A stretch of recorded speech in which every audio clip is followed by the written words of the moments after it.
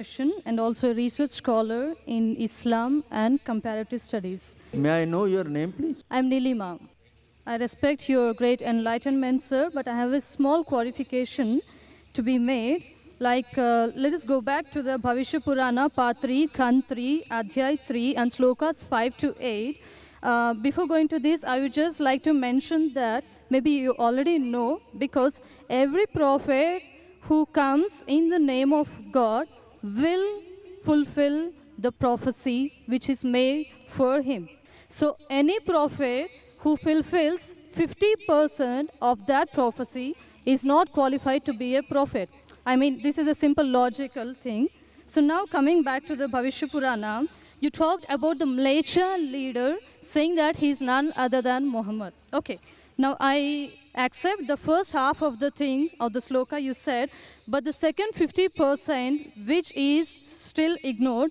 Now, sir, let me tell you, Mlecha, the word meaning Mlecha, it is derived from Sanskrit dictionary, the meaning, and the meaning means non-Aryan or sinner or wicked person. These are the three different meanings given to the word Mlecha.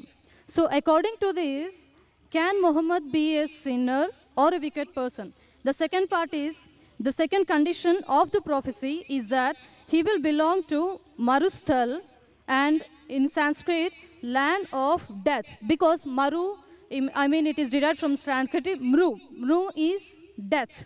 And definitely it does not quoting to the land of Arabia, because it is a barren land or it is a battlefield. And next, coming to the third point of it, this prophecy also mentions that Mlecha leader will take bath in Panchagavya and in river Ganges. And it is a common truth. We know that Ganges means Ganga river, and we all know that Ganga is not in Arabia, but it is in India.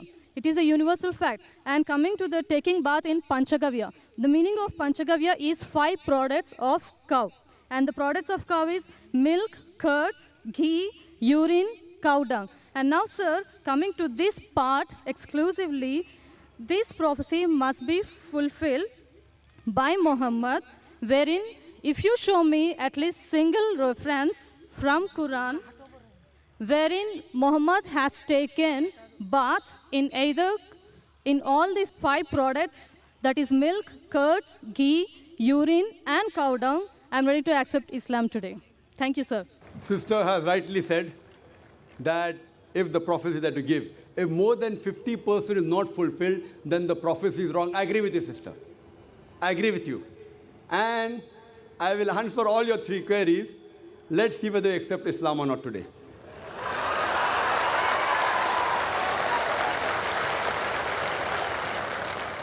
That's a different thing, that you may not agree with the truth. I will speak to you. I agree with you. Mlecha, I agree with you, all your 3 definitions. Mlecha, one of the meaning is non-Aryan, meaning a foreigner. One of the meaning is sinner, one is a wicked person. That's the reason, like the Hindus, they call the Muslims as Mlecha. When they say that, they mean actually wicked and sinner. But the other meaning is also foreigner. As far as when I speak, when I quote from any scripture, while quoting and while taking the meaning, it's not necessary that if the word has got 4 meanings, then more than 2 meanings should be correct. No. Even if one is correct, the meaning is right. For example, the Quran says that don't have pig. Today, if you open the dictionary, one of the slang meanings for pig is a cop, means a policeman. So one meaning is pig, the other meaning is a policeman. But naturally, the Quran and the Bible, when the Bible says in the book of Leviticus, chapter number 11, verse number 7 and 8, in the book of Deuteronomy, chapter number 14, verse number 8, and the book of Isaiah, chapter number 65, verse number 2 and 5, when it says don't have pig, it doesn't mean don't have a policeman. If you're a student of comparative religion, if there are 10 meanings, even if one is correct, you have to choose the right one. 2 may be correct, 3 may be correct, all 10 may be correct. But even if one is correct out of 10, it can fulfill the prophecy. So here I agree with you, sister. Mlecha does mean non-Aryan. To Indian, it will be a foreigner. And I said in my speech when I translated, a Mlecha means a foreigner.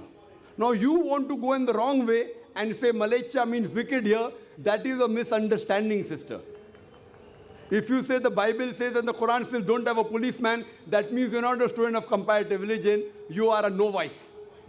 If any one of the meanings fulfill the prophecy, one more thing, if there's a doubt, there are 10 points I mentioned, all the others can't be refuted. Your second meaning, marustal. One of the marustal I do agree, mar means death, but the other meaning of marustal in Sanskrit is a sandy track. You go back to the dictionary today and open. In our Islamic Research Foundation, we have a Sanskrit dictionary also, sister. I am a student of comparative religion. I do agree, one is a place of death, the other is a sandy track. So why are you taking the wrong meaning?